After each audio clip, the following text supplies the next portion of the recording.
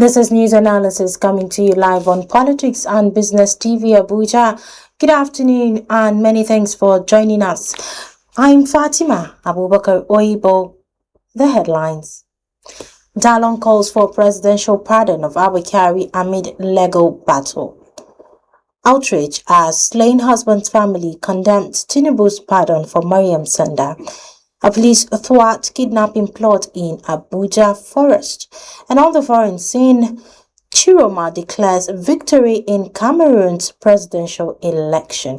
Details of the stories and more to come shortly after the break. To stay with us. Over accountability, service recognition, and the limit of executive clemency continues to unfold. Meanwhile, the family of late Biliamine Bello has strongly criticized President Bola Tinubu's decision to grant a presidential pardon to Mariam Sanda, who was convicted of murdering her husband in 2017.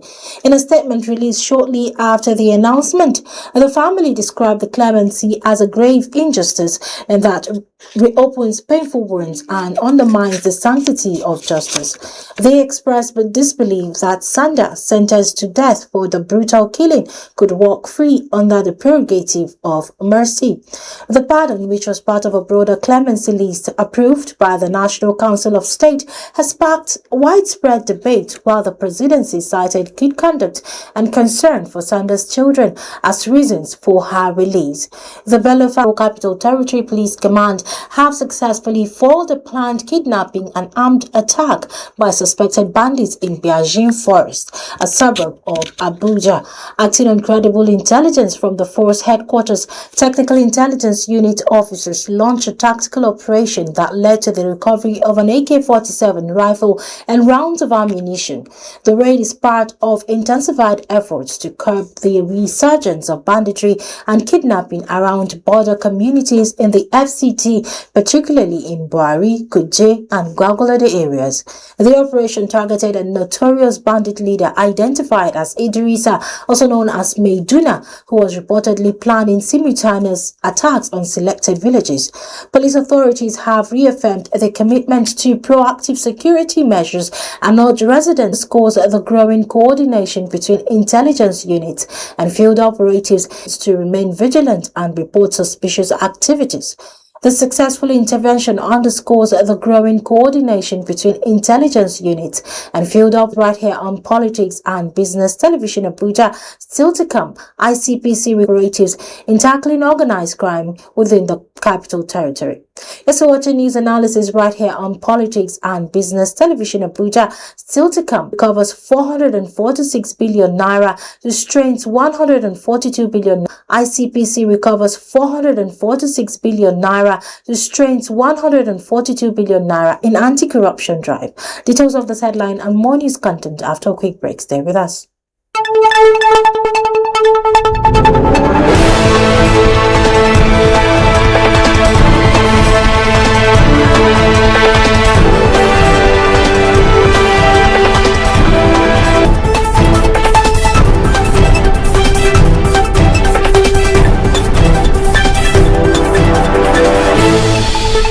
On to business matters. The Independent Corrupt Practices and Other Related Offences Commission (ICPC) has recovered over 446 billion naira and restrained an additional 142 billion. Announcement was made during the monthly National Joint Security Briefing in Abuja, where NOA Director General Lanre Issa Onilu praised the Commission's efforts as a significant stride in Nigeria's anti-corruption campaign. During the review period, ICPC received 19 petitions and investigated 33 cases, resulting in 3 convictions. The agency also conducted 77 sensitization workshops, reaching over 41,000 individuals, including state attorney generals. The development underscore the Commission's growing impact in curbing financial crimes and promoting transparency across election, challenging the decades long rule of incumbent President Paul Biya.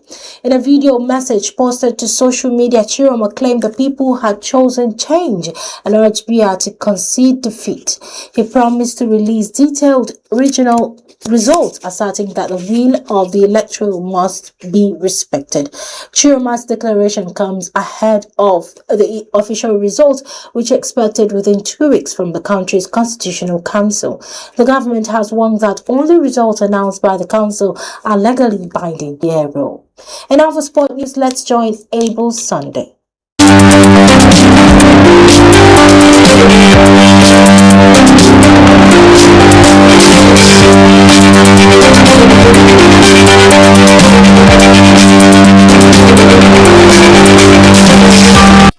Welcome to P&B Sport News. I'm Abel Sunday. We begin with some good news for the Super Eagles.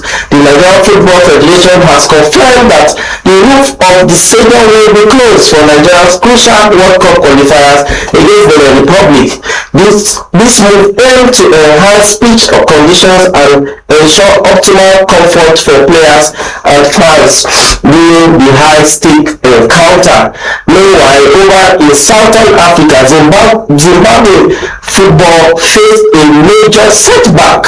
The Zimbabwe government has suspended all funding for the national team, demanding a clear roadmap to rebuild the nation's football structure. This decision follows Zimbabwe's disappointing campaign in the World Cup qualifiers, where the Chipolopolo finished fourth in Group E with just 9 points from 8 matches, failing to secure a spot at the 2026 World Cup. Result on match day 10, Equatorial Guinea 1, Liberia 1, South Sudan 1, Malawi 0, South Sudan 0, Togo 0, Tunisia 3, Namibia 0, Cameroon 0, Angola 0, Cape Verde 3, Eswatini 0. We have Lesotho 1, we have Zimbabwe 0, then we have Mauritius 0, Libya 0. I beg your pardon. That's all for sports. I'm Abel Sunday.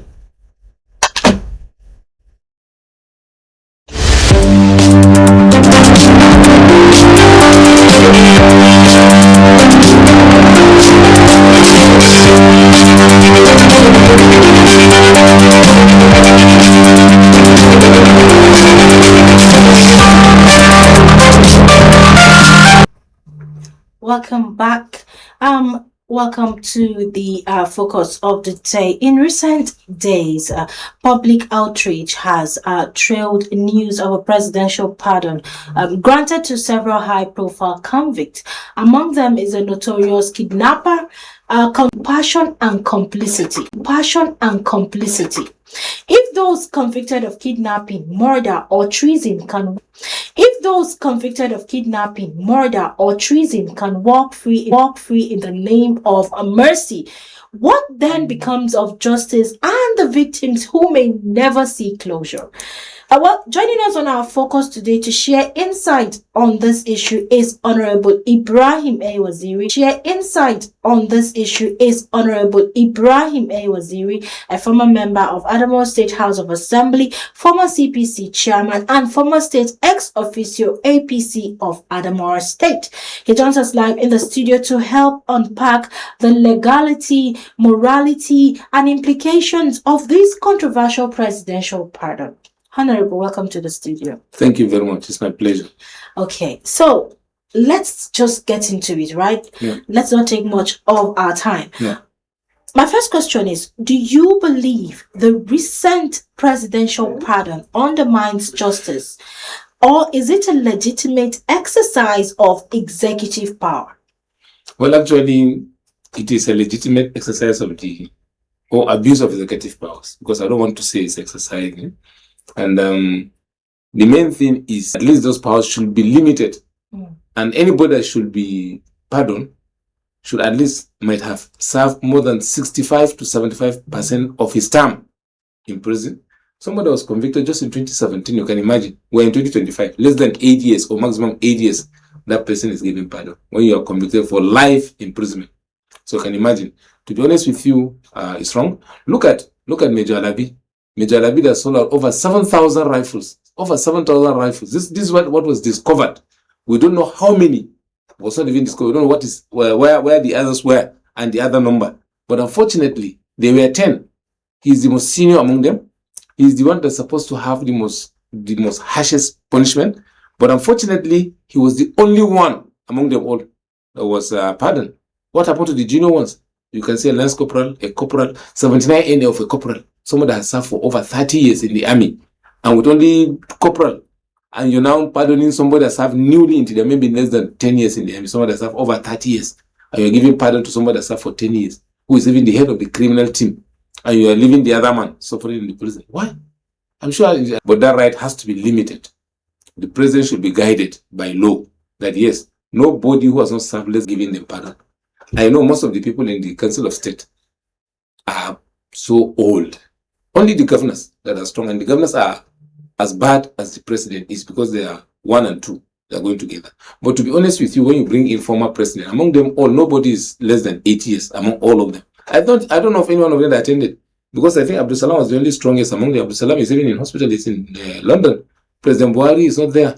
Shonekan is no more. What do you call him? IBB was in Mina. I don't think he has come for the meeting. So it was only him, Asiwaju, possibly, I don't know, maybe the former vice president attended, I don't know. Namadi. But people that have finished their prison term and are there, you can pardon them. That one we have no issue about that. Yes. But to be honest with you, it's a big disappointment. It's a big disappointment. But the best way out is for Nigerians to make sure that we mobilize ourselves. We call on all our national representatives, assembly, to the state assemblies, for us to sit down, talk to them, and tell them this, not only this president, but any president from now on need to be guided by law. We should regulate, or we should restrict those powers that he has. These unlimited powers should not be allowed, at least for an individual to exercise it. So at least it has to be regulated. The constitution has to be amended. Yes, it is your constitutional right to give pardon. It is the right of the governor and the state to give pardon. But the pardon should be given to 1, 2, 3, based on 1, 2, 3 conditions. We have to attach conditions to it, at least so that we can be protected. Why? What is the guarantee now that we're getting? That, what do you call it, Evans that just came out, that killed how many people will be free, and those people that are arrested will go out free. It's not possible. It's a man that has a syndicate, very large syndicate. He has people all over. He can sit down wherever he is and he can control people. Go into somebody's house, kill him, kill his wife, or take his family and take whatever he want to take. It's an armed robber and kidnapper at the same time. So to be honest with you, I am totally disappointed in this. I didn't expect that to come out from particularly the president that has been talking about human rights, democracy, human rights, democracy. We don't have to be deceiving ourselves, to be honest with you. We have to be honest to Nigeria. We have to be honest to the responsibility given to us. Because this is something that they can go and account before their creator. Because God gave you the opportunity to serve Nigerians, not to lead, not to rule Nigeria, but to serve. So at least it's supposed to be our slave, not our leader. I could remember during the time when Evans was, doing, I don't want to call it shenanigans, because they are more, it was more than a shenanigan. He put fear in many Nigerians. Yes. And to the extent that they started using it to scare little children. Of course. Don't go out. Evans is there. Yeah. Don't go out. He may be kidnapped by Evans, of course. The Council of State endorsed the decision, a body filled with respected elder statesmen. Yes. Does this suggest moral fatigue at the top governance? Yeah, I think more of that, or they might have been briefed. Please, this is my problem. I want 1, 2, 3 people to be pardoned. And some names may not be mentioned because maybe those people say, no, this one is a criminal, don't do it, they will just hide the name and say, don't worry about that. I'm sure even if you say Nnamdi Kanu is convicted today, I'm sure the pardon they gave yesterday, he will have been a man. Because look at people that were convicted just recently, as recent as last 2-3 years. Drug barons that brought in cocaine, brought in, all sort of drugs. Selling marijuana, selling so many things. And I don't know what is it. So it's unfortunate. To be honest with you. I don't... Okay, so how does this affect public trust in government institutions, especially among citizens who already feel unsafe and unprotected? Actually, negatively. It has a very serious effect on people. To be honest with you, how can we fight as a security man? You go, you spend the whole day, or you spend maybe a month or 2. I think there was a kind of an issue before Evans was arrested. I think they surrounded the house for a very long time, more than a week. Nobody going in, nobody coming out. They were there. Some of them have suffered fatigue and whatever. But you just come suddenly after conviction, just in less than 5 years, you just say, okay, let this man go. It's wrong. To be honest with you, it's wrong. It's wrong. The president has to have a rethink. He has to have a rethink, to be honest with you. On the alternative, that is the only way out, just for us to amend the constitution, restrict the powers of the president in doing all of this. Whatever it is, or he should send the list in advance to public and to the National Assembly. The National Assembly can advise, but the public advice should come first.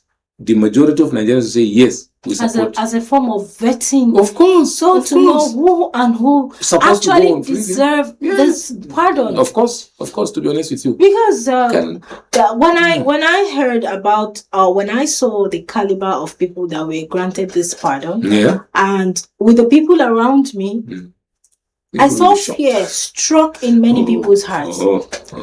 To the extent that some men, some young men, were like, we are scared of getting married now. Because if Mariam Sanda can be pardoned, then many women can do that, and they would believe that they will be pardoned because of their children. Children, my food. She knows the children. What happened to them? Well, after killing the husband, when all the time that she has been in prison, where are the children? Her mother is alive. And the parent of the father, they're all alive. Let them take care of the children.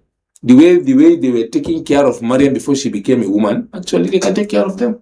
So it's unfortunate, to be honest. This is not an excuse at all. It's not an excuse. And her sentence has been dragging on for. Oh, of course. And I think it was dead by hanging. That was so. At least let her serve for like 20 years in prison. By then, I'm sure whatever she thinks she has might have gone down. They give her that pardon.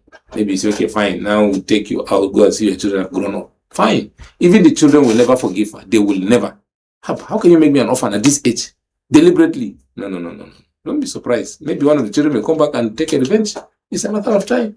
It's wrong. Well, some argue that Nigeria's justice system lacks transparency in how clemency decisions are made.